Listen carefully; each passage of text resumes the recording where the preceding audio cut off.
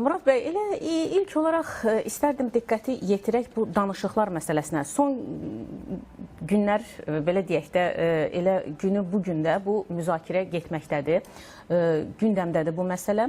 Amma fərqli açıqlamalar gəlir. Amerika Birləşmiş Ştatları tərəfindən olan açıqlamalarda, daha dəqiq Donald Trump tərəfindən olan açıqlamalarda görüşün demək olar ki 80% baş tutacağı hiss olunur açıqlamalardan. Amma İran tərəfi barədə bunu demək düzgün olmaz. Çünki İran tərəfi açıqlamalarda hələ müəyyən razılaşmaların olacağını, Pakistanla müəyyən mesajlar göndərdiklərini deyirlər və hətta bəzi kütləvi informasiya vasitələrində vaxtı da bəlli olub ki, bazar ertəsi ayın 20-si bu danışıqlar baş tuta bilər. Baş tutacaqmı və nə dərəcədə tərəflər danışıqlara gedə biləcəklərmi? İlkin olaraq bu açıqlamaları nəzərə alaraq onu qeyd etmək lazımdır ki, hər iki tərəf, istər Amerika tərəfi, istər İran tərəfi, birincisi psixoloji mübarizə aparırlar. Məhz o danışıqlarla, açıqlamalarla. İkinci, informasiya müharibəsi gedir.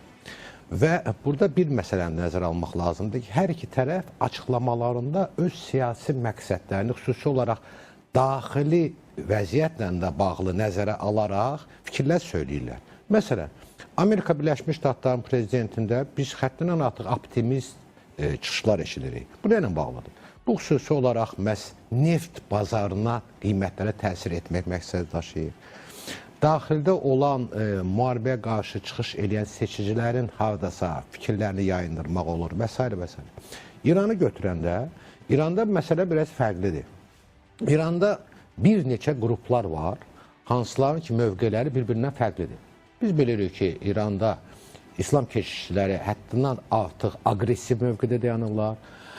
Mülki hakimiyyət, Xarici İşlər Naziridir, prezidentdir, daha da beynəlxalq reallığı nəzərə alaraq çıxış edirlər və çox vaxtı və son Araqçının, Xarici İşlər Naziri Araqçının bəyanatı, danışıqlarla bağlı, razılaşma ilə bağlı bəyanatı eşidəndən sonra biz gördük ki, məhz İslam keçişlərinə aid olan informasiya mənbələrində artıq ona da qarşı tənqidi çıxışlar elan oldu. Ona görə İran tərəfinin bilmənalı olaraq biz danışıqlara gedirik, razılaşırıq. Bu sözün demək çox çətindir. Ona görə ki, daxildə həddindən artıq ciddi təzyiqlərlə rastlaşacaqlar. Əslində, bunlar razılığa gedirlərsə, danışıqlara gedirlərsə, bu deməkdir ki, bu qarşılarına qoyulan şərtləri qəbul edirlər. Bu şərtlər də nədən ibarətdir? Bu şərtlər xüsusi olaraq İranın nüvə silahından imtina olunmasıdır. İranın bugünkü günə qədər əldə elədiyi 400 kiloluq zənginləşmiş uranı təhvil verilməsidir. İranın proksi qüvvələrə xaricdə yerləşən, Hamasdır, Hezbollah da istər hərbi, istər maliyyə yardımın kəsilməsidir və s. Bunları da açıq elan eləmək onlar üçün çox ağırdır. Bu baxımdan məhz bu açıqlamalarda biz kifayət qədər çoxlu ziddiyyətlər görürük. Təzadlar görməkdəyik. Ona görə dəqiq demək olur. Məsələn, bundan əvvəlki danışıqlar raundundan əvvəl biz İran tərəfindən nə qədər bəyanatlar eşitdik ki, biz danışıqlara getməyəcəyik. Mən elə onu deyəcəkdim ki, Murad bəy, bəlkə müqayisə üçün ötən raunda da diqqət yetirək. Çünki orada da danışıqlar baş tutmamış, təzadlı açıqlamalar siz demiş yer almaqdaydı mediada. Amma danışıqlar baş tutdu. Və burada da Çin, Türkiyə və ən çox da Pakistanın missiyası vurğulandı. Bu dəfə necə? Pakistanın adını eşidirik. Yenə Türkiyədən də çağırışlar gəlməkdədir. Yenə gizli şəkildə Çinin mövqeyi varmı? Bilirsiniz, bax, burada real məsələlərə gələn istinad eləyək. Bir var ki, mətbuatda müxtəlif adı çəkilməyən mənbələrə istinad olaraq məlumatlar verirlər. Bunlar hadisa çox vaxtı qeyri-həqiqəti əks etdirməyən bir məlumatlar olur. Amma gəlin reallığı nəzərə alaq. Məsələn, Armuz boğazının bağlı olması, bu əsasən Çinin enerji təhlükəsizliyinə çox ciddi zərbə vurur. Ona görə ki, İranın oradan çıxartdığı, ixrac elədiyi neft məhsullarının böyük əksəriyyəti Çinə gedir. Nəzərə alın. Yəni, bu barədə Çin üçün bu ciddi problemdir. Çin də əlbəttə ki çalışır ki, bu məsələlər çözülsün. Amma Çinin də başqa maraqları var. İstəmir axı Amerikanın hegemonluğu regionda artsın. Çox güman ki, hardasa Çin maraqlı olacaq ki, müharibə dayansın və boğaz açılsın, öz enerji təhlükəsi təmin edilsin. Türkiyə üçün də maraqlıdır ki, regionda bu gərginlik artmasın. Ona görə ki, Türkiyənin də İranla kifayət qədər ticarət dövriyyəsi var.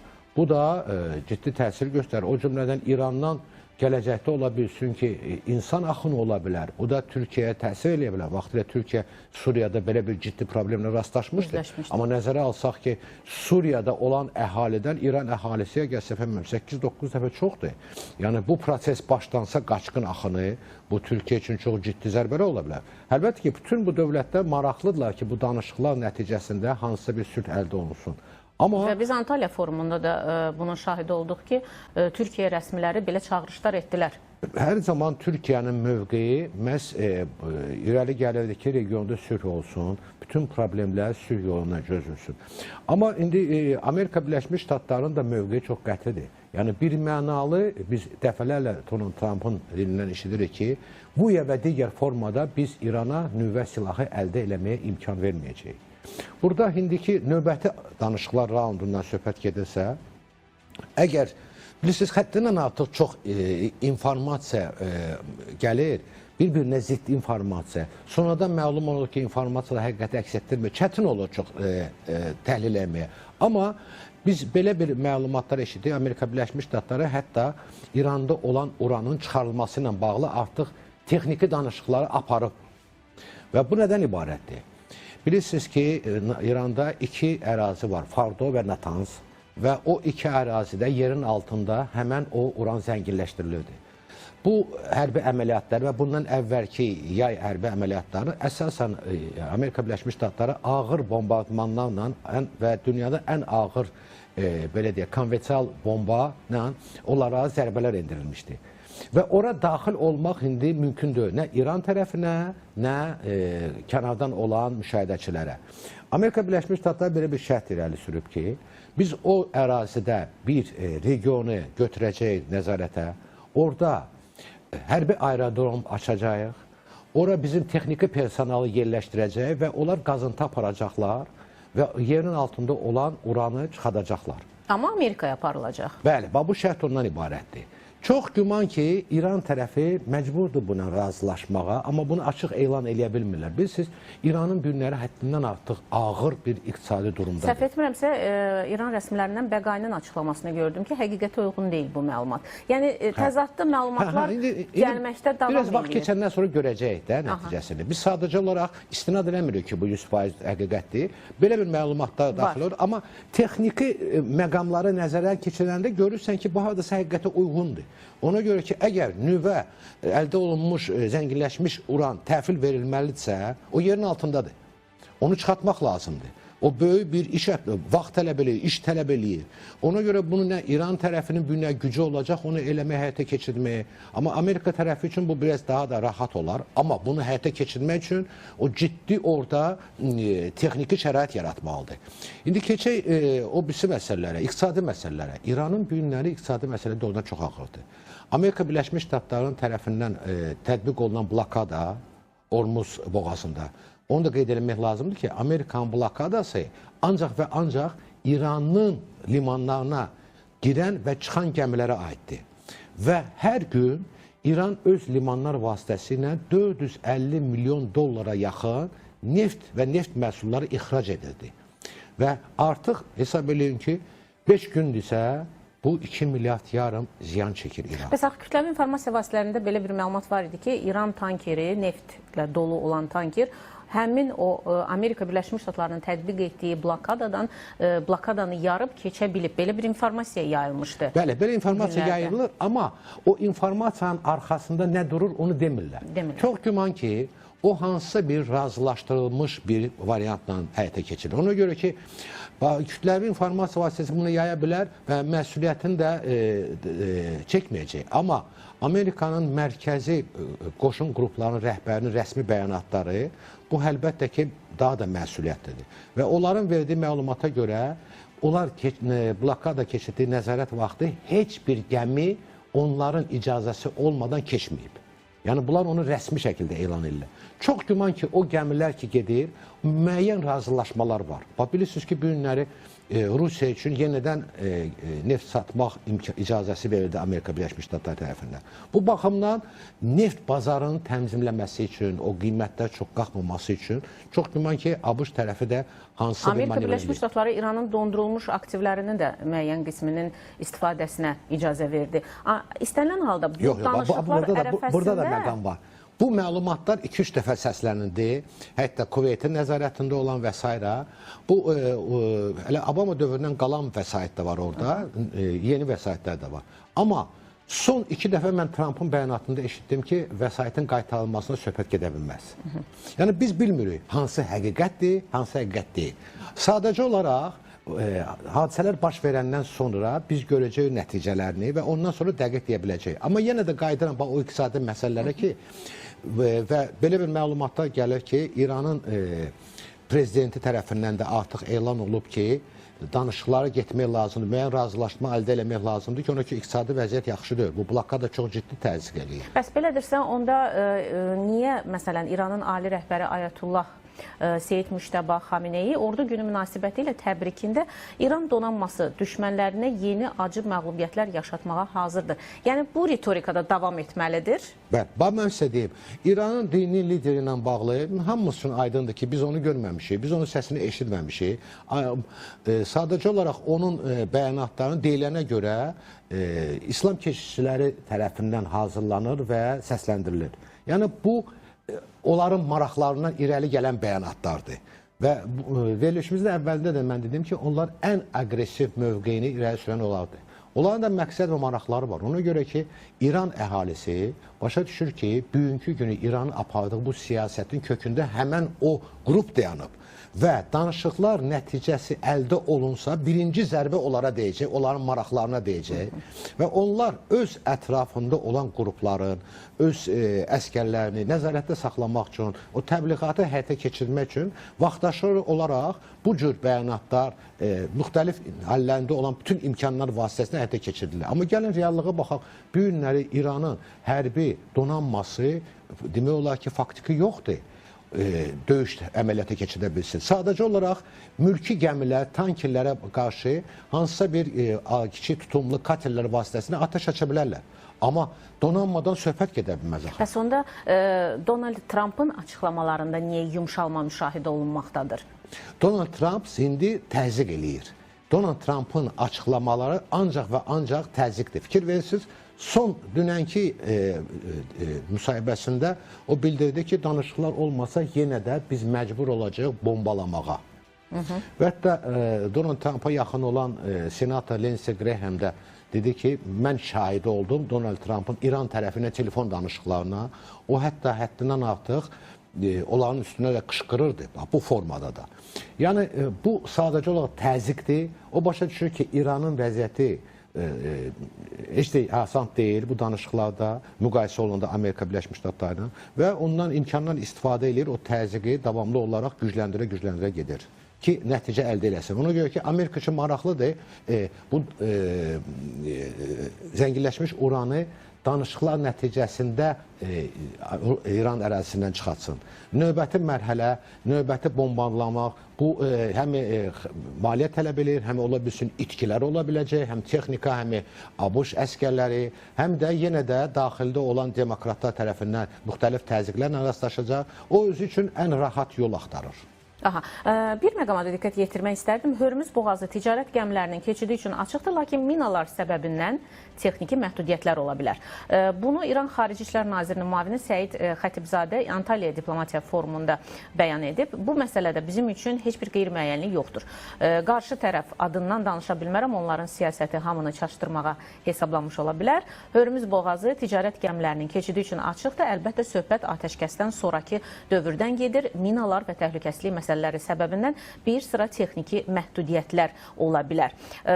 Texniki məhdudiyyətlər deyəndə, yəni İranın icazəsi mi olmalıdır və İranın müəyyən tələbləri çərçivəsində Hörmüz boğazından hərəkət edilməlidir? Onu nəzərdə tuturmu və buna reaksiya necə olacaq Amerika Birləşmiş Ştatlarının? Hörmüz boğazına baxanda siz görəsiniz, onun boğazının hər tərəfində, bir tərəfində İran yerləşir, bir tərəfində Oman yerləşir. Və beynəlxalq dənizçilik qanunvericiliyinə görə həmin o sular iki yerə bölünür. İranın ərazi suları və Omanın ərazi suları. O gəmilər gedən yollara adlandırırlar farvater. O farvaterlər Oman tərəfdən də var və İran tərəfdən də var. Amma İran tərəfi bu hadisələr başlayanda elan elədi ki, Oman tərəfində olan farvaterləri biz minalamışıq. Və oradan keçən gəmilər indi məcburdular ancaq İran ərazisindən keçsinlər. Bu birinci faktor. İkinci faktor. Bu danışıqlar gedən vaxtı biz gördük ki, Amerika Birləşmiş Ştatlarının 2 dənə gəmisi, bunlara trayşik deyirlər, bunlar dəniz minalarını müəyyən edib neytrallaşdırmaq üçün nəzərdə tutulan gəmilərdir. Həmən o 2 dənə gəmi o boğazın Oman hissəsindən, hansı ki İran tərəfi deyir, biz minalanmışıq. 2 dəfə gedib və qayıtdılar. Və onu göstərdi ki, onlar orada bizə elan eləmədilər ki, biz hansısa bir minaları müəyyən elədik və onu neytrallaşdırdıq. Bəzi ekspertlər deyirlər ki, çox güman ki, İran tərəfi oraları minalamayıb. Bu bir. İkinci, minalarla bağlı. Minalar da çox asan bir məsələ deyil, sadə bir məsələ deyil. Minaları yerləşdirmək, minaları dənizin dibinə bağlamaq, o ola bilsin, qırılsın, yer həmən o ərazidən geçsin və s. Bu baxımdan o minalanmaqla da bağlı məsələ biraz qeyri-dəqiqdir. Amma gəmiləri nəzərə almaq lazımdır ki, heç bir gəmi kapitanı, heç bir gəmini sığorta eləyən şirkət belə bir risk ola, hətta əmin də olsalar ki, o da mina yoxdur, genə də risk eləməyəcəklər ki, bu böyük gəmilərdir. Hər gəminin içində 2 milyon barel neft var, 200 milyon dollar qiyməti var onun. Heç kəs risk eləmir, onu nəzərə alırlar. Aha. Və bir məsələ də maraqlıdır ki, deməli, İran Xarici İşlər Nazirinin müavini Səid Xətib, belə deyək, bir dənə də açıqlama verib ki, yəni, İran və Amerika Birləşmiş Ştatları arasında danışıqların keçirilməsi üçün hələ yeni tarix müəyyən edilməyib, amma danışıqlar yalnız tərəflər arasında çərçivə şərtləri razılaşdırıldıqdan sonra təyin olunacaq. Bu çərçivə şərtləri nələr ola bilər? Yəni, çərçivə şərtləri deyəndə nəyi nəzərdə tutur? Çərçivə şərtləri çox güman ki, müzakirə olan məsələləri yəqin ki, nəzərdə tuturlar. Amma bir şey deyim, bundan əvvəl nazirin özünün tweetində biz oxuyanda, nazirin tweeti özü bir mənalı idi axı. Çox güman ki, mən dediyim kimi bundan əvvəl daxildə təzyiqlər başlanandan sonra İran tərəfinin artıq Xarici İşlər Nazirinin müavinin tərəfindən biraz yumşaltıcı formada bildirirlər. Fikir verirsiniz, danışıqlar olacaq, amma vaxtı müəyyən olunmayıb, çərçivələr hələ həll olunmayıb. Sadəcə olaraq elə bir ki, İran daxilində həmən o İslam keşişçilərinə aid olan qrupları biraz sakitləşdirmək istəyirlər. Amma bunlar hamısı əsas faktorlar deyil. Əsas faktorlar ondan ibarətdir ki, yenə də deyirəm, burada birinci növbədə, ən birinci növbədə nüvə silahı ilə bağlı məsələdir. Əgər son dəfə bu atəşkəs dövründə İran tərəfi bir mənalı olaraq razılıq verməsə, ABŞ-ın zənginləşmiş oranın ABŞ-a təhvil verilməsi, düşünürəm ki, hərbi əməliyyatlar yenidən başlanacaqlar. Nə üçün? Ona görə ki, bu atəşkəs dövründə kifayət qədər yenə də ABŞ tərəfindən silah, sursat regiona gətirilir. Baxın, bu müharibə başlamaqdan əvvəl regionda ABŞ-ın 2 dənə təyyarə daşıyan gəmisi var idi. İndi isə regionda hamı deyir 3 dənə, George Bush da gəlib. Amma reallıqda 3 dənə deyil, 5 dənədir. Niyə? Ona görə ki, o desant gəmiləri var, Tripoli və Boxer deyilən gəmilər, əslində onlar da təyyarə daşıyan gəmilərdir. Ona görə ki, onların üstündə vertikal uçuşa başaran F-35 təyyarələr yerləşdirilir və ondan da əlavə hər birində 2000-2500 dəniz piyadalar yerləşdirilir. Yəni, artıq regiona 5 dənə təyyarə daşıyan gəmi gətirilib. Çox güman ki, ABŞ bu danışıqları eləyərkən başa düşür ki, bu danışıqlar nəticəsində nəsə əldə eləməyəcəklər və bu hərbi kontingenti yerləşdirir. Amma nəzərə almaq lazımdır ki, bu hərbi kontingenti ora gətirmək, saxlamaq həddindən artıq çox böyük vəsait tələb edir. Ona görə bu məsələni nəzərə alaraq çox güman ki, bu danışıqlar nəticəsində hansısa bir ciddi, belə deyək də, real nəticə əldə olunmasa, əməliyyatda davam eləyəcək. Reuters etibarlı mənbələrdən bildiriblər ki, İran və Amerika Birləşmiş Ştatları arasında danışıqların növbəti raundu baş tutarsa, anlaşma memorandumu imzalana bilər. İmzalana bilərmi anlaşma memorandumu? Bu da bir növ çərçivə sənədinin bir növü kimi qeyd edə bilərik. Bilirsiniz, anlaşma memorandumu əlbəttə ki, imzalana bilər əgər razılığa gəlsələr və bunu səsləndirə bilərlər. Amma memorandum elə bir sənəd deyil ki, o bir mənalı olaraq icra olunmalıdır. Bir var müqavilədir, onu hər iki ölkələrin parlamentləri tərəfindən ratifikasiya olunur və o qüvvəyə minir və onun icrası məcburi olur.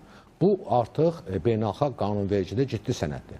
Amma memorandumlar çox səsləndirilə bilər, sonra da o memorandumdan irəli gələn məsələləri heç həyata da keçirməsinlər. Amma bu cür vəziyyətdə, yenə də deyirəm, ABŞ-ın bu regiona bu qədər silah, sursat, hərbi qüvvə yığdığı zaman düşünmürəm ki, Amerika Birləşmiş Ştatları hansısa bir sənədin imzalanması ilə razılaşacaq. O, sadəcə olaraq konkret o zənginləşmiş uranı oradan çıxartmayana qədər öz fikirlərindən çəkinməyəcək. Aha.